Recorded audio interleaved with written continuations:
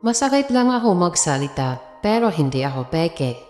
Ito ang masasabi ko sa quote na yan, kaya makinig ka. Maraming tao ang mas pinipili maging tapat at direkta kahit na minsan ay masakit ang kanilang mga salita. Ang pagiging totoo sa iyong nararamdaman at sa iyong mga salita ay isang mahalagang katangian. Ngunit mahalaga rin na isipin kung paano ito nakakaapekto sa iba. Totoo na mas mabuti na maging prank ka kaysa magiging peke o magkunwari. Ang pagiging tapat ay nagpapakita ng iyong integridad at pagpapahalaga sa katotohanan.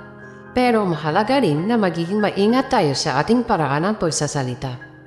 Hindi naman kailangan maging masakit o mabigat ang bawat katotohanan na ating sasabihin. Isa sa masusi dito ay ang pagkakaroon ng tamang balanse.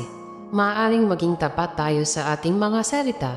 Ngunit, dapat din natin iisipin ang damdamin ng ating mga kausap.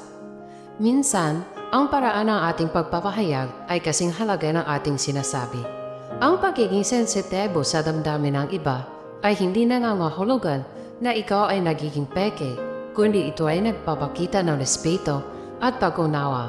Kaya sa susunod ng pagpahayag ka ng iyong opinyon o saloobin, subukan mong gawin ito sa paraang hindi nakakasakit ng ibang damdamin. Maging tapat pero maging mapagmahal at maunawain din. Sa ganitong paraan, hindi ka lang magiging totoo, kundi nagiging mabuting tao ka rin na may puso para sa iyong kapwa.